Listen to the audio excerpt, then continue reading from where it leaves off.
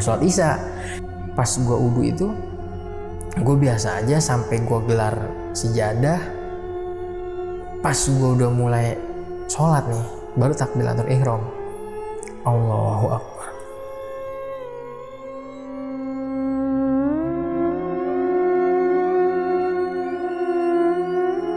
Nah, ketika gue lagi lurus ke arah pantry, jadi kan ngeplong gitu kan, langsung ke arah pantry gitu ya. Nah, gue ngeliat ada sosok karyawan namanya Mas Momo ya, gue manggilnya Mas Momo.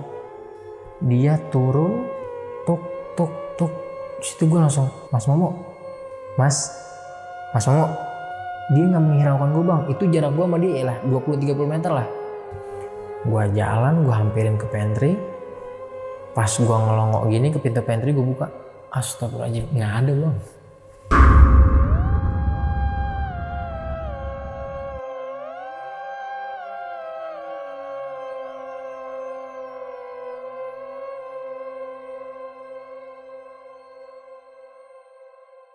Assalamualaikum warahmatullahi wabarakatuh. Salam sejahtera untuk kita semua. Kembali lagi di Lonceng Misteri, masih bersama gue Gilang Ahaditya. Dan malam ini gue kedatangan seseorang yang bakal nyeritain pengalaman horornya ya. Jadi dia ketika menjadi office boy di salah satu kantor angker di daerah Jakarta Timur. Dan dia cuman kuat 2 bulan aja nih. Habis itu dia resign ya, karena gangguan-gangguan horor yang dia alamin. Jadi di sebelah gue udah ada Bang Aris. Akhirnya datang juga, thank you lo bang. Untuk yang kesekian kalinya bang, di Lonceng Misteri. Wah gila nih. 3 kali bang ya? 3 kali nih? 3 kali. Mantap. Ini cerita horor lu yang waktu itu pernah lu alamin nih? Iya. Ini kejadiannya udah lama apa baru? Di tahun 2015. Oke, udah lumayan lama ya? Lumayan lama. Nah Bang Aris kan di sini udah yang ketiga kali nih ya? Iya. Yang ketiga nih berarti? Iya, yang ketiga. Yang pertama ceritain rumahnya nih. Dan alhamdulillah setelah cerita di Lonceng Misteri rumahnya laku, luar biasa. Jadi di Lonceng Misteri ya? Iya. Abis dari lonceng rumahnya laku loh, the best. Itu dia mau ya ternyata ya beli rumah angker ya? Mau bang. Oke, nggak masalah angker, yang penting murah kata dia. Murah. Dia nggak tahu angker juga sih. Sampai ada videonya kan waktu itu kita. Terus yang kedua itu cerita tentang almarhum teman gue. Almarhum temen ya itu ya. Dan ini yang ketiga yang mau diceritain. Pengalaman waktu gue jadi office boy. Office boy, ini cuma kuat 2 bulan aja bang? 2 bulan bang. Oke bang, sebelum masuk ke cerita nih, mungkin gue mau nanya, kenapa nih Bang Aris kok bisa ada beberapa cerita horor nih di dalam hidupnya? Kan kadang orang cuma punya, mungkin ya, ada yang berpendapat nih. Kok orang banyak banget sih cerita horornya, kok dia bisa banyak banget sih pengalaman horornya dan meragukan cerita kita nih. Boleh nggak Bang dikasih tahu sama sahabat Lonceng, diceritain dikit nih tentang Bang Aris kenapa bisa seperti itu?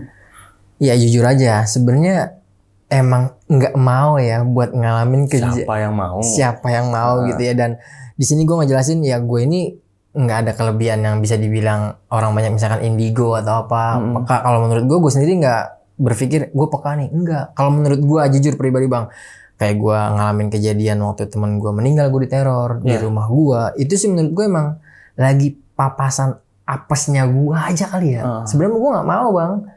Ya mungkin ya dari teman-teman terheran-heran lah. Kok Aris ngalamin kejadian ini, di sini ada gitu kan, di sini ada.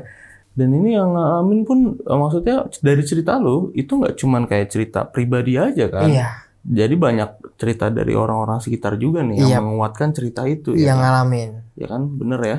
Betul. Dari cerita temen lu aja kan, itu teman-teman rumah lu semua lu, nggak mungkin lu kayak ngada-ngada apa sendiri. Gimana. Sendiri halu lu. Iya, halu lagi bengong tiba-tiba ngeliat setan gitu. Itu kan bener ada kan adanya waktu itu kasus itu kan ada ya. Ada, semua bener ada. Iya. Dan ini kejadian waktu jadi office boy. Iya. Cuman kuat 2 bulan. 2 bulan. Habis itu resign. Resign. Gimana sih lu bang, penakut banget lu bang.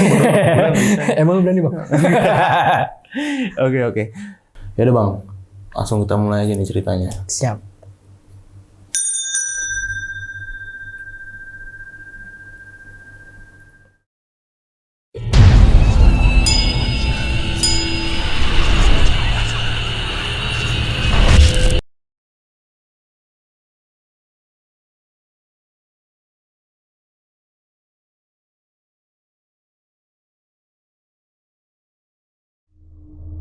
Jadi kejadian ini di tahun 2015 bang.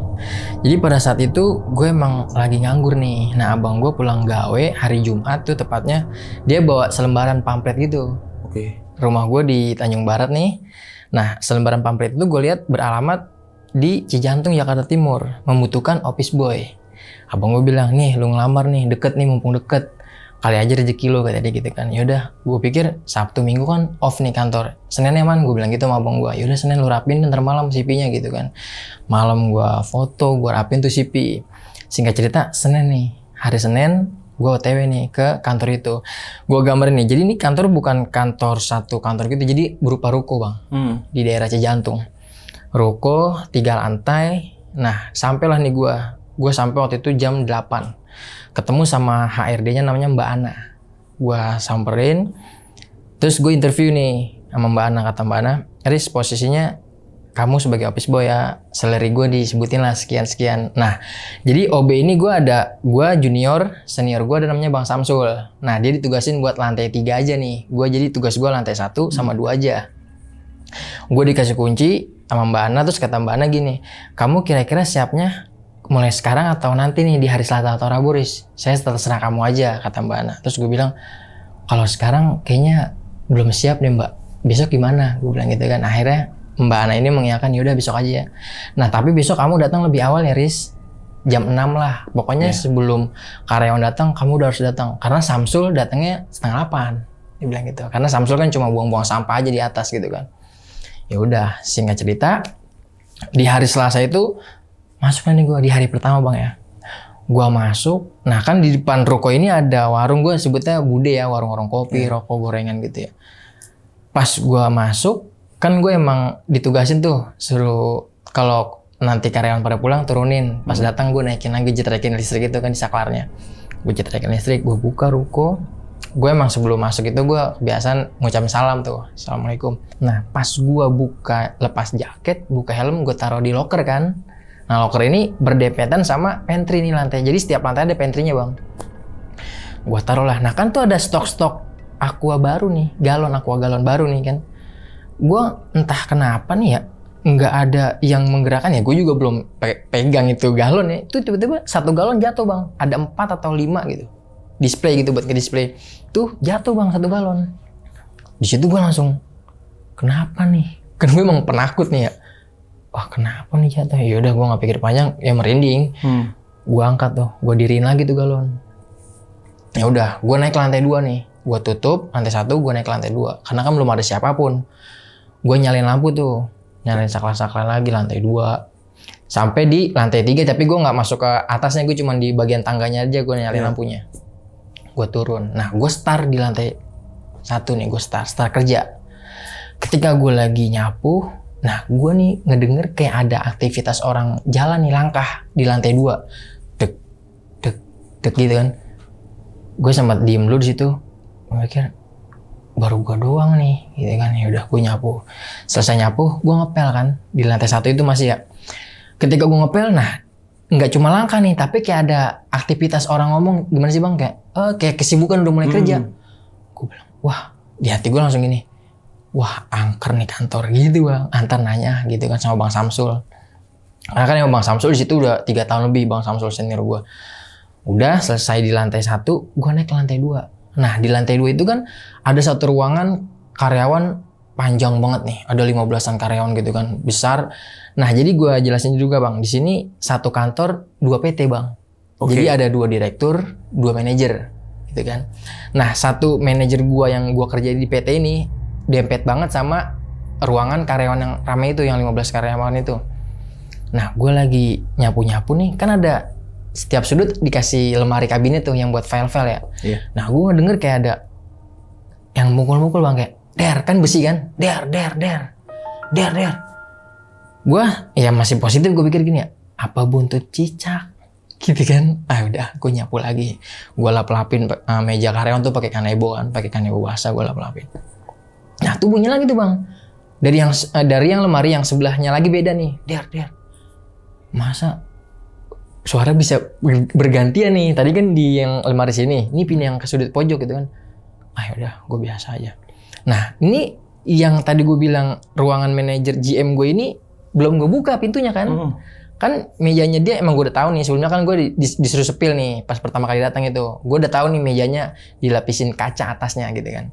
Nah itu ada yang kayak ngetok bang. dar kayak gitu. Pokoknya kaca kan ya, pukulan kaca gitu. Gua kagetin lah, karena emang gua lagi di posisi itu kan. Gua buka, kan deket batu sama pintunya, gua buka gini, itu nggak ada bang, nggak ada, emang nggak ada siapa-siapa. Dan gerakan itu, bunyi itu hilang langsung seketika. Di situ gua buru-buru, udah gua nggak berani lama-lama bang. Wah udah nungguin Bang Samsul aja di bawah. Gua langsung ke bawah tuh. Nah Bang Samsul datang tuh 7:30, karyawan juga belum datang. Gua nanya ke Bang Samsul, bang, lu ngalamin gini nggak? Bang Samsul ketawa. Perkenalan Riz, gitu kan.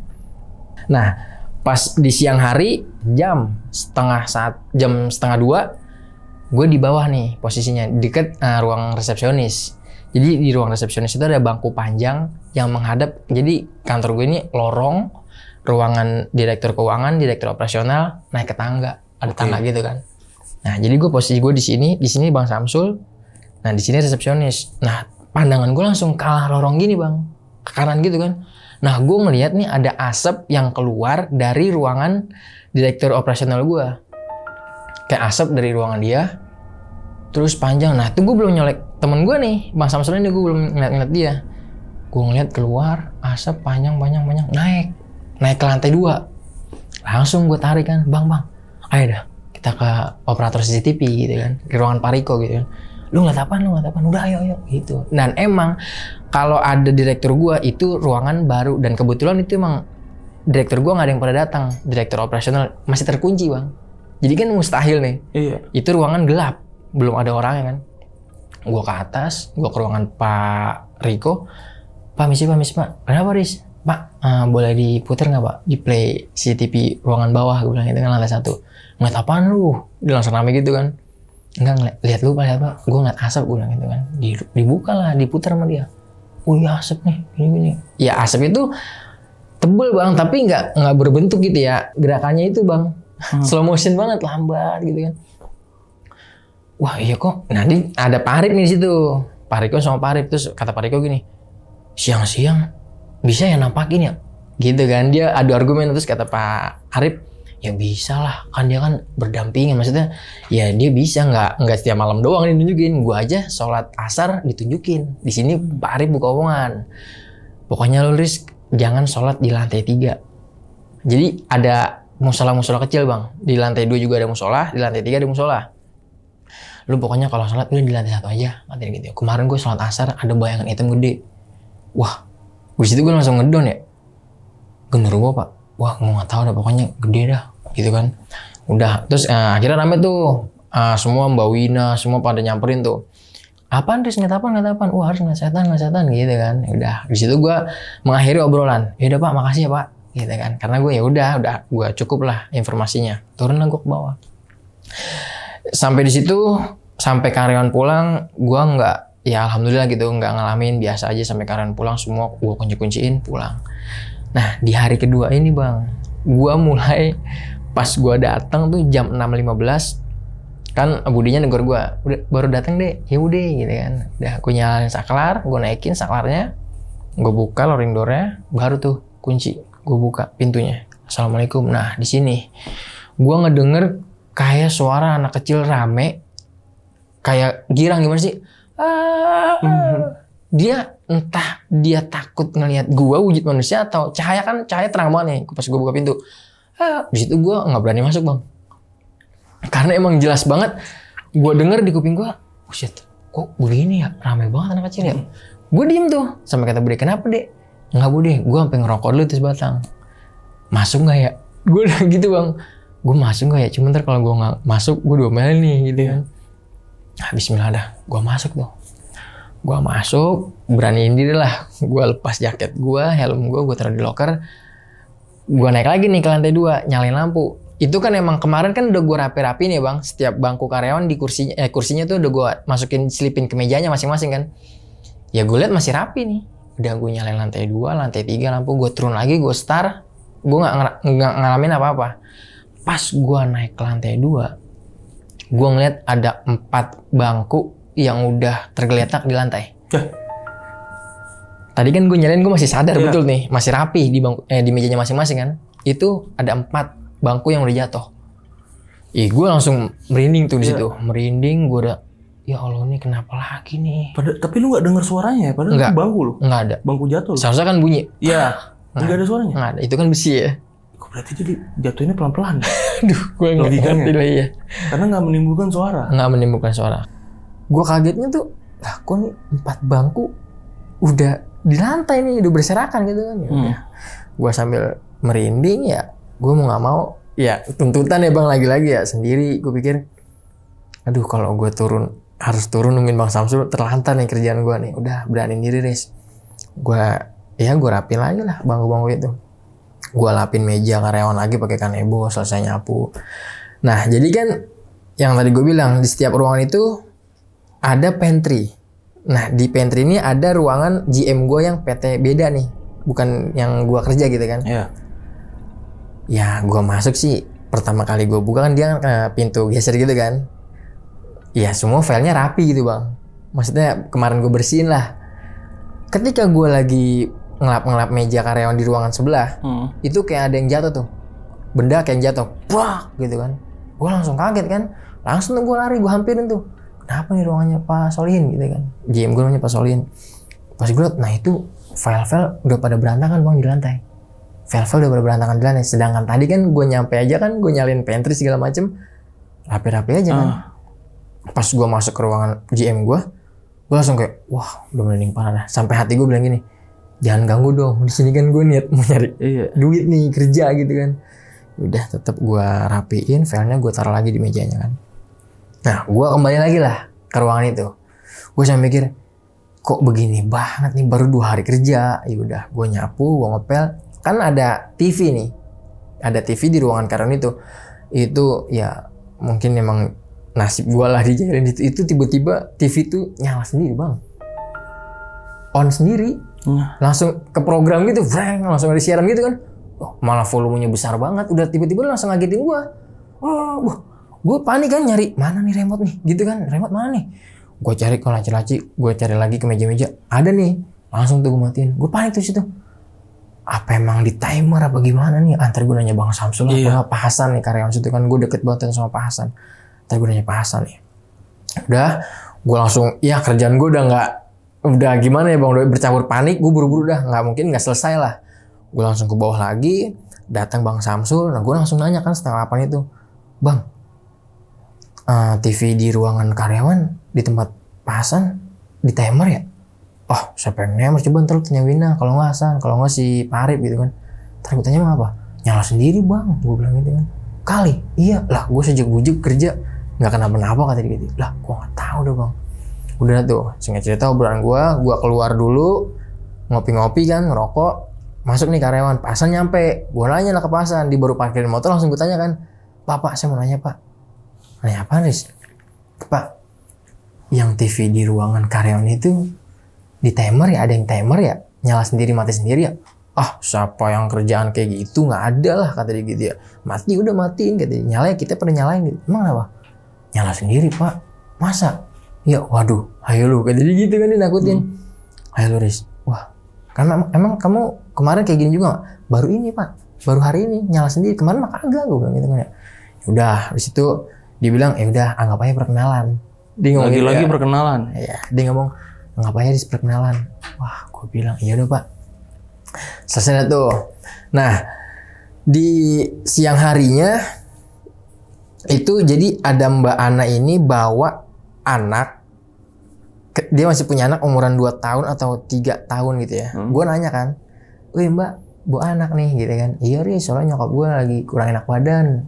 Terus asisten gue juga, asisten rumah tangga gue juga lagi ada anaknya sakit apa gimana gitu ya, gue lupa lah. Jadi mau gak mau gue bawa deh kata dia gitu ya.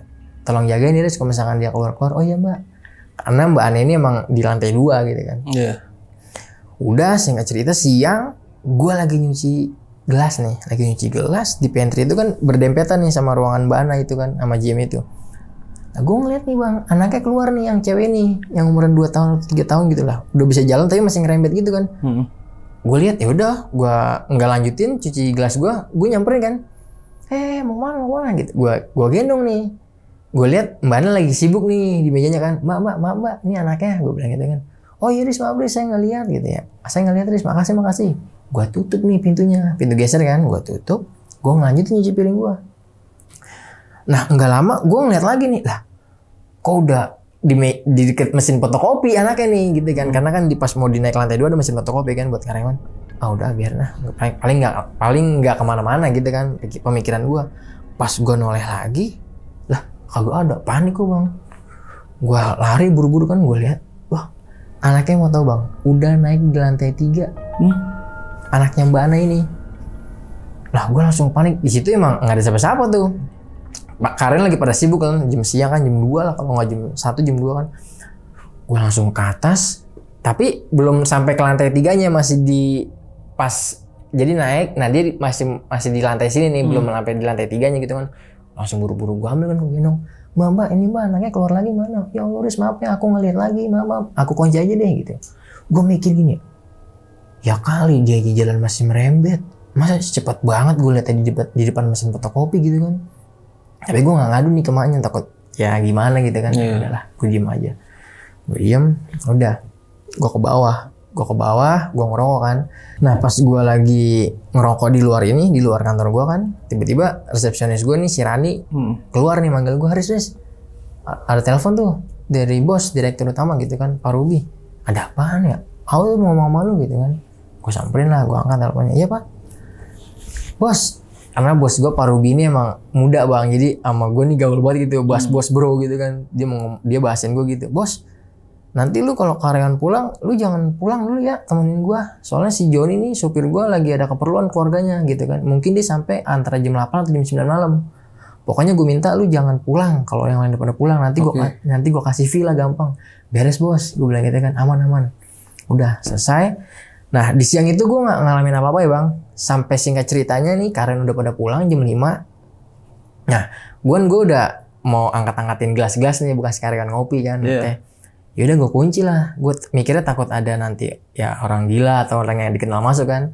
Gue kunci, gue tutupin rolling door setengah gitu kan. Gue naik nih, nyambi lah, gue nyuci piring, nyapu. Nah ketika gue lagi nyuci piring, gue denger nih setengah 8 lah, jam 7 lewat gitu, bos gue manggil gue nih, Riz gitu kan. Riz, oh iya bos, gue langsung nyautin gitu kan, iya bos, naik ke ruangan saya. Nah udah gue tinggalin, gue naik. Nah gue ngeliat nih bos gue kayak udah sepintas gitu naik masuk ke ruangannya. Oh iya, karena gue lihat bos gue kan, ya udah buru-buru tuh gue. Nah yang bikin gue terheran-heran pas gue sampai di depan ruangan. Jadi ruangan bos gue ini kaca ya. Jadi kan pintunya tembus kan kelihatan. Bos gue lagi santai banget, lagi ngerokok nonton TV bang. Ya gue menghilangkan keraguan gue masuk. Ya bos, ada apa nih bos manggil saya bos? Bos gue langsung, yang tadinya duduk langsung, gue manggil lo. Lah, tadi bapak manggil saya, suruh saya ke ruangan bapak. Lah, gue dari tadi nonton TV lo, dia ngerokok ngopi gitu dia. Gue nggak ke bawah-bawah agak manggil lo. Bos gue di situ langsung raut wajahnya langsung kayak takut, pucat. Kan bos gue orang Manado putih ya, dia langsung pucat gitu, kelihatan banget. Langsung, Riz, pokoknya nanti lu nggak usah ngapa-ngapain, lu nggak usah ngelanjut nyuci piring lu, kita langsung nungguin Joni di resepsionis gitu di bawah, lantai lobby bawah kan. Iya pak. Di situ gue nggak ekspresi yang, gue bingung bang, masih bingung. Padahal tadi tuh emang nyata banget, gue ngeliat kemeja bos gue, celana bahan hitamnya gitu kan, masuk ke ruangannya gitu kan. Gue sampai mikir, di situ gue nggak connect lah, bos gue ngomong, dia sampai bersih-bersihin, dia megangin gue gini kan, ayo matiin ruangan gue, kunci kan. Sampai ke bawah gue mikir ya, tadi Pak Ruby banget loh yang gue lihat itu kan, dan suaranya emang jelas khas dia gitu kan. Ya udah singkat cerita, datanglah si Joni jam 8:30 lah. Joni ini datang, Pak Iris makasih Iris, lu langsung pulang ya? Iya lah pas, langsung pulang, mau ngapain? Gue bilang gitu. Gue dikasih uang lah sama bos gue, pulang lah. Nah singkat cerita di situ udah ya, gue udah masuk kerja adalah 1 bulan. Oke, jadi ini 2 hari awal lu kerja di situ ya? Iya. Ini udah banyak banget gangguannya. Iya, udah banyak banget sih. Dan ketika hari pertama lu masuk di situ kerja, lu bilang kantor nih angker nih, terus lu bilang ke Bang Samsul, Bang, lu gini-gini, dan Bang Samsul tuh nggak yang udah Bang Samsul mengiyakan itu. Iya. Terutama si Pak ini. Pak Hasan ya? Iya. Gokil sih. Cuma bilang perkenalan. Berarti orang-orang sana udah tahu sebenarnya mereka kerja di kantor yang angker dong. Iya, harusnya. Tapi nggak mau ngebuka ke gua. Iya, dan baru tahu ketika lu baru masuk situ tuh. Iya. Dan bilang sama mereka. Mereka nggak langsung. Makanya ketika gue tanya nih satu-satu ya, baik Mbak Wina, si Rani semua gitu ya, Pak Riko, Pak Arif. Mereka cuma bilang, ya kita tuh kalau udah asar nggak ada yang berani naik ke lantai 2. Ini kata Mbak Wina. Kalau udah asar? Iya, pokoknya kalau udah menjelang asar, udah sore lah kan ya, kita udah nggak berani tuh Riz naik ke lantai 2 karena mereka katanya nih, kalau menurut penuturan mereka, dia tuh nyium kayak bau-bau kembang 7 rupa, ntar dupa lah gitu. Tapi gue nggak pernah ngalamin, belum ngalamin ya. Makanya gue bilang. Tapi yang di lantai 2 gimana? Kalau udah asar? Biasa aja. Yang di lantai 2 biasa aja. Tapi kalau kata Mbak Wina, dia bilangnya aku tuh nyium ini loh, dupa, kembang 7 rupa gitu kan. Iya, padahal kan yang di lantai 2 aja ada yang kerja juga kan? Iya, ada Pak Riko, Pak Arif, Pak Hasan di lantai 2. Dan mereka bilang enggak gitu kan. Ya kan gua nggak ngerti lah maksudnya. Tapi kan Mbak Wina aja jelasnya kayak gitu kan. Makanya aku juga udah nggak berani, apalagi kalau misalkan lemburan. Sholat di atas, oh aku makasih kata dia gitu kan. Mendingan aku sholat di bawah kata dia gitu. Nah di situ gua dapat lah 1 bulan ya bang kerja di situ. Maksudnya udah gua alhamdulillah gitu. Di saat itu gue udah nggak ngalamin kejadian tuh. Dari selama 1 hari minggu kedua sampai 1 bulan? Iya. Itu gue aman tuh? Aman. Oke. Ya pergerakan suara lah ada, cuman nggak yang ekstrim gitu ya. Minor-minor aja ya? Iya. Nah ketika 1 bulan ini, ya gue pikir ya bismillah lah, cuman suara-suara aja gitu kan. Nah pas gue buka pintu lagi nih di lobi utama, lantai utama kan ya. Gue buka pintu kan gue ngucapin assalamualaikum. Itu gue masih ngedenger, tapi ini dengan perwujudan ya bang, perwujudan sosok kuntilanak yang cuma setengah badan. Jadi badannya dia kayak udah mau melintas, entah ketinggalan atau gimana, karena gue udah assalamualaikum. Nah kan suara anak kecil tuh, itu bersamaan tuh bang, jadi suara anak kecil. Nah ini di ujung ini dia kayak ya baju dasar putih lah, kaki nggak ada gitu kan, samar-samar kayak. Kalau menurut gue, dia ketinggalan, keburu gue udah ngebuka. Ya, gue bilang. Gue baru itu tuh, 1 bulan gue kerja. Maksudnya, gue baru ngeliat sosok ini, kunti ini gitu kan. Di situ kan, ya udah, karena ada sound aktif, gue nyalain selawatan tuh. Gue nyalain selawatan, karena waktu itu gue sempat emang, karena gue takut, gue bawa tuh kaset selawatan. Gue nyalain lah. Buat ngeberaniin gue nih, ya udah, gue naik ke lantai 2, gue naik ke lantai 3. Gue nyalain lampu, gue turun lagi nih. Bikin kopi lah gue. Gue bikin kopi di pantry lantai 2. Setelah gue bikin kopi, nah kan toples gula kan abis gue geser nih ya. Itu kayak ada yang geser bang. Kayak ada yang tiba-tiba, frok. Cuman itu kan per detik ya. Gue lagi ngaduk kopi gue gini kayak, frok. Ya. Gue langsung, ya. Lu udah berani buat ngegerakin lagi nih dalam hati gue. Kemarin kagak dalam hati gue. Ya. Udahlah, jangan ganggu lah dalam hati gue. Udahlah, di sini kan gue cuma mau nyari duit nih, kerja gitu kan, lu jangan ganggu-ganggu di hati gue. Udah, gue ngopi dulu dikit, gue lanjutin nih, gue nyapu, gue ngepel. Nah itu gue nggak denger lagi suara kayak ya yang pertama kali gue kerja di hari pertama, kayak orang ngetuk-ketuk lemari kabinet, der. Fix nih, ini sih bukan ekor cicak nih. Kalau menurut gue udah gue diem aja tuh, gue pasrah lah. Gue nyapu, gue ngepel. Nah pada saat itu emang, jadi 1 bulan sekali gue ada tugas nih, karena kan lantai 3 bukan ubin ya, hambal ya. Jadi gue disuruh vakum. Udah kelar lantai 1, lantai 2, gue naiklah ke lantai 3 bang. Gue masuk, karena kan gue punya kunci serep juga di lantai 3 kan. Gue buka, gue vakum nih. Nah di ruangan meeting lantai 3 itu gue masih biasa nih vakum. Pas gue ke ruangan deket samping, jadi ada ruangan lagi tapi nggak dipergunain ya. Gue lagi vakum, mati nih vakum gue. Gue cek dong mesinnya kan, gue buka. Kagak kenapa-napa. Kok tiba-tiba ada yang off-in gitu ya? Yaudah, gue di situ gue jauh-jauhin lah pikiran-pikiran setan gitu kan. Gue nyala lagi kan mesin vakum. Udah gue vakum lagi, gue lanjutin tuh. Gue vakum. Pas gue lagi noleh begini bang, itu kayak jadi colokan ke itunya, kabelnya itu kayak ada yang betot bang. Iya. Wah udah di situ gue udah udah jangan dilanjutin. Gue gulung langsung kan, itu nggak sampai selesai malah gue vakum. Udahlah gue langsung ke lantai 2. Ini dia menurut gue udah berani banget nih, dari dia menggerakkan toples sampai dia nyabut kabel vakum itu kan. Udah gue kunci, gue ke bawah, gue nungguin Bang Samsul nyampe. Gue bilang, bang maaf bang, gue belum lanjutin vakum, belum beres nih di lantai 3. Emang apa? Kabel ada yang kayak ada yang cabut. Seriusan lo? Iya. Wah nggak berani gue bang, gue bilang gitu kan. Aduh lah tuh gue, yaudah udah biarin ntar gue aja kata dia gitu. Udah di situ ya gue aman lah, posisi aman pada saat itu ya.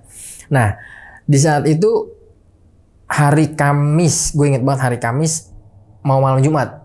Kan Sabtu Minggu gue libur. Gue emang orangnya gini bang, jadi mempermudah kerjaan gue di hari Senin. Jadi gue milpil lah, nyicil. Gue nyapu. Karena pada saat itu Pak Riko sama Pak Arif ini dia ada lemburan. Dia ngomong gini sama gue, Pak Riko, Riz, nanti gue masih ada deadline nih. Dia bilang, nah, gue harus kelar nih sama Pak Ruby sampai jam 9 karena mau dikirim ke Semarang gitu kan. Oh iya Pak, aman. Yaudah ntar gue kasih lagi lah kata dia. Tip, gampang Pak, gue bilang. Udah, gue pikir masih ada dia berdua kan. Ini udah malam nih bang. Ini udah malamnya ya. Gue pikir masih ada dia, ya udah. Gue nyapu, gue nyuci piring, gue ngepel. Nah, terus gue bilang gini, Pak, karena udah Isa, gue bilang, Pak, saya izin sholat ya. Udah sholat di sini aja. Ada gue kelihatan nggak apa-apa. Ah nggak, udah di ruangan Pak ini aja, GM gue gitu kan. Ah nggak apa, di atas aja. Gue di lantai 2 bang. Ya udah, gue tinggalin dia. Gue sholat Isya. Pas gue wudu itu, gue biasa aja sampai gue gelar sejadah. Pas gue udah mulai sholat nih, baru takbiratul ihram. Allahu Akbar. Itu langsung bayangan gede muncul. Jadi kan gue kan kiblat gue ini langsung tembok ya. Jadi kan mantul nih, bayangan kelihatan jelas nih. Iya. Kalau hitam ya. Nah ini langsung nih timbul nih bayangan hitam nih di belakang gue, gede. Nggak ada matanya, nggak ada, cuma bayangan gede, badan gitu, pala, kuping gitu bang. Gue langsung ngeliat gini ya. Jadi sholat gue tuh nggak khusyuk bang, bacaan gue. Ini apaan ya? Gue pengen mempercepat, nggak bisa. Udah akhirnya gue naik ke rakaat kedua masih ada. Udah gue ke rakaat 3, ke rakaat 4 masih ada. Nah pas gue salam, assalamualaikum warahmatullahi wabarakatuh, itu udah nggak ada. Gue langsung cabut, gue gak ada pakai doa lagi dah. Langsung gue ngacir ke bawah, gue bilang, wah Pak Arif, gue lihat apa yang Pak Arif lihat, bayangan itu ya. Iya kan gue bilang sholat aja di sini kata dia. Udah lu jangan ngapain. Iya Pak, gede kan hitam kagak berbentuk. Iya gede banget, gue bilang gitu kan. Itu ya gue nggak tahu lah itu sosok apa. Pokoknya jelas banget itu bayangan besar yang nggak berbentuk, udah gitu ya sih bang. Nah akhirnya, udah lu gak usah ngapa-ngapain kata Pak Arif. Udah lu gak usah ngapa-ngapain, lu di sini aja, lu kagak bisa diem banget sih kata dia. Ya udah, gue diem aja tuh. Akhirnya singkat cerita 8:30 selesai lah dia nih berdua. Udah pulang lah tuh. Nah di keesokan harinya, gue ini seperti biasa ya, masuk pagi, gue naik ke lantai 2, gue nyelesain tugas gue, nyapu, ngepel segala macem. Karena gue gak ngalamin kejadian apapun nih. Udah selesai. Nah gue lagi santai nih bang, siang-siang lagi tuh udah disuruh-suruh lah beli makanan gitu kan. Udah karena gue santai, gue di ruang resepsionis, gue santai. Nah kan gue emang ngindarin ngantuk ya, siang kan jam-jam ngantuk tuh. Nyuci piringnya lah, nyuci gelas gitu kan. Gue ke atas nih, gue nyuci gelas. Tadi kan gue bilang ada, jadi pas ketika naik ke lantai 2 pas mau letter L gitu ada mesin fotokopi. Iya. Jadi mesin fotokopi itu di atas kan ngeplong gitu tuh kan, kelihatan lantai 3. Nah pas gue melintasi mesin fotokopi, gue ngerasa nih kayak ada yang memperhatikan gue di lantai 3 nih. Waduh, kayaknya nggak enak banget nih hati gue. Gue mundur lagi bang. Gue mundur lagi begini, pas gue noleh gini, gue ngeliat sosok kayak anak kecil. Itu bukan anak yang Mbak Ana ya. Dia lagi kayak megangan jeruji-jeruji besi tangga gitu. Iya. Rel tangga ya? Iya, dia lagi gini nih dia. Pokoknya dia diem, celana pendek, kaosnya pendek, biru-biru muda gitulah. Cuman pucet bang. Gue langsung kayak, astagfirullahaladzim. Gue itu sih per detik ya, karena pas gue noleh begini, gue langsung maju. Gue penasaran nih. Kalau emang lu hantu, lu udah nggak ada. Gue mundur nih, itu udah nggak ada. Benar berarti? Iya. Gue mikir, wah jangan-jangan ini lu nih, emang setiap pagi gitu kan. Gue mikir, Tapi lu hari ini lu nggak nunjukin suara nih, tapi lu langsung nunjukin wujud lu nih gitu kan. Nah udahlah, gue lanjut nyuci piring. Gue nggak ngomong tuh sama siapapun, gue nggak ngomong, gue diem aja udah, gue pendem aja. Nah di situ gue lagi-lagi malam itu ada Pak Hasan sama Pak Arif yang lembur. Gue diminta sama Pak Hasan karena Pak Hasan udah care banget sama gue kan. Riz, nanti aku, kan dia orang Jawa, dia bahasin gue, Riz nanti aku ada lemburan ya sama Pak Rizal gini. Tugas dari Pak Rizal. Oh siapa? Gue bilang, aman pak. Gak apa ya Riz, gak apa pak. Selesai. Malam, karyawan udah pada pulang. Tinggal gue nih sama Pak Hasan. Di situ Pak Hasan sama Pak Arif ya. Gue inget gue Pak Hasan sama Pak Arif. Ya gue kan emang gak bisa diem lah bang. Gue nyapu gitu kan. Karena biar ngeringanin besok gue gitu kan. Pak, izin ya pak. Saya nyapu lantai 2 ya. Udah nggak usah, kata Pak Hasan gitu. Udah besok aja besok, kan masih ada hari esok. Nggak apa, saya nggak bisa diem aja ngantuk, gue bilang gitu kan ya. Gue nyapu nih di lantai 2 naik, ya itu masih jam 8, setengah 9 bang. Gue nyapu dari ruangan 1 ke ruangan 1, ya emang sih sepi dah, udah nggak ada siapapun. Tapi ruangan masih gue nyalain setiap, karena kan gue takut kan. Nah ketika gue lagi lurus ke arah pantry, jadi kan ngeplong gitu kan, langsung ke arah pantry gitu ya. Nah jadi dari lantai 3 itu turunan begini zigzag langsung masuk ke pantry gitu kan, langsung pintu pantry. Gue ngeliat ada sosok karyawan namanya Mas Momo ya, gue manggilnya Mas Momo. Dia turun dari lantai 3 begini, set, tuk. Di situ gue langsung, Mas Momo, gue langsung refleks gitu kan, Mas Momo. Dia nggak menghiraukan gue bang, itu jarak gue sama dia ya lah 20-30 meter lah. Mas Momo. Kok Mas Momo acuh banget, maksudnya gue diabaikan gitu kan. Dia langsung masuk ke ruang pantry bang, turun kan langsung masuk ke pantry. Seharusnya kan kalau emang normalnya dia ke arah gue kan gitu, dia ke pantry. Di situ jujur ya, hati gue tuh berlawanan, kayak ada yang ngucap samperin Riz, jangan, samperin jangan, sampai ketiga kali samperin jangan, gue samperin lah. Gue taruh nih penggi gue sama sapu gue jalan, gue hampirin ke pantry. Pas gue ngelongok gini ke pintu pantry, gue buka. Astagfirullahaladzim, nggak ada bang. Mas Momo itu nggak ada. Di situ gue jujur ya, kepala gue langsung kayak gede berat bang. Gue megangan pintu pantry nih, buat tegeman aja gitu. Wah, gue mau ngelangkah, gue mau ngucap tolong, mau minta tolong gitu, nggak bisa bang. Kayak menurut gue kayak, wah udah kayak nggak bisa ngucap lah. Gue pegangan besi. Gue udah nggak pikirin lagi nih, sapu gue bodo amat. Gue pegangan besi, ya Allah ini berat banget, merinding. Gue akhirnya pas gue belok begini nih, akhir dari tegaman gue tangga itu, gue langsung kayak normal lagi tuh. Gue langsung lari tuh, gue langsung ngadu kan. Aduh Pasan, saya ngeliat Mas Momo. Kamu ngeliat Mas Momo tadi balik loh, jam 4:30 dia udah balik lebih awal katanya gitu kan. Kamu ngeliat Mas Momo pakai baju apa? Tadi kemejanya Mas Momo, celana bahannya, sepatu, pokoknya semua perawakannya Mas Momo banget. Dia saya panggil nggak menghiraukan saya pak. Makanya saya penasaran, masa iya sih Mas Momo nggak ngeh sama panggilan gue gitu kan. Saya samperin lah ke ruang pantry, itu sih nggak ada. Wah gila, itu dia ngekopinya bener-bener sama ya? Sama bang, sama apa yang dipakai hari itu. Iya. Wah sama banget, gokil banget sih. Di situ gue langsung nanya kan sama Pak Hasan, Pak, Bapak kerja di sini kan udah 1 tahun lebih ya, ngalamin nggak sih Pak ngeliat Pak Ruby, ngeliat Mas Momo? Kalau untuk itu saya enggak. Kalau suara biasa lah, apalagi kalau misalkan sholat, misalkan kayak bayangan, saya nggak mau ngomong sama kamu, takutnya kamu takut kerja di sini. Dia sering juga ya ternyata. Iya, karena kan memang Pak Hasan juga rajin ibadah gitu kan. Aku pernah Riz gini-gini maghrib sholat, cuman aku biasa aja gini. Aku takut kamu ntar nggak betah gitu kan. Terus dari situ gue mikir, aduh, nih kalau begini terus gue takutnya makin pagi gue masih sendiri gitu kan, belum ada siapa-siapa. Ntar takutnya yang lebih ekstrim nih bang. Gue ngomong kan, Pak, itu gue dapat singkat cerita udah 2 bulan tuh. Gue kerja di situ udah 2 bulan. Gue ngomong ke Pak Hasan, Pak, kayaknya saya nggak bisa nerusin dah, karena saya udah takut nih, karena udah kedua nih dia nyerupain orang, takutnya besok dia lebih gimana gitu ke saya. Saya mau resign aja dah. Ya kamu ngomong sama Pak Denny, GM gue Pak Denny kan namanya. Kamu ngomong sama Pak Denny, kira-kira sama Pak Denny gimana, boleh nggak? Terus gue bilang, tolong bantuin Pak, ini nanti saya bantuin. Datang lah tuh Besok paginya singkat cerita gue udah curhat gitu sama Pasan. Manajer gue datang, GM gue itu, gue langsung nyamperin kan ke ruangannya kan. Ini Pak, ya Riz, masuk Riz, ada apa Riz? Pak, mohon maaf nih Pak, saya mohon resign nih, mau resign gitu kan. Loh, kenapa lo gini gitu kan? Kenapa? Si Wina gini gitu kan? Ada yang gak enak kan lu mulutnya? Enggak sih Pak, semuanya enak gitu. Karena semuanya enak Pak. Cuman apa ya Pak? Saya takut Pak, gue bilang gitu kan. Ditawain tuh gue manajer gue.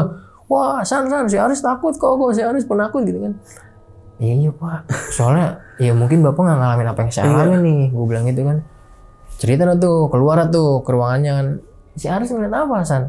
Dia ngeliat Mas Momo gitu kan. Mas Momo ada tuh pada situ. Kamu ngeliat Aris? Iya Pak, semalam saya ngeliat Bapak. Gue bilang gitu kan, semalam saya ngeliat Mas Momo. Pakai apa? Iya pakai semua lah pokoknya. Dia duplikat banget lah, gue bilang gitu kan. Mirip banget lah sama semua, nggak ada bedanya. Rambutnya semua. Kemana? Masuk ke ruang pantry, hilang. Nah kemarin belum lama, 1 bulan lalu Pak Ruby saya lihat. Gue bilang gitu kan. Situ gue curhat tuh Bang. Terus kata Pak Denny, ya gue sih nggak bisa nahan lo ya. Manajer gue ngomong lalu aja, gue sih nggak bisa nahan lo ya Riz, gini ya. Keputusan semua ada di tangan lu lah, lu mau resign, takutnya nanti lu kenapa-napa nih. Karena kan gue juga nggak mau lu sampai ngalamin apa-apa di sini gitu kan. Ya kalau menurut lu ini udah nggak baik, nggak bikin lu nyaman, ya nggak apa-apa katanya gitu kan. Ya di situ gue izin lah tuh.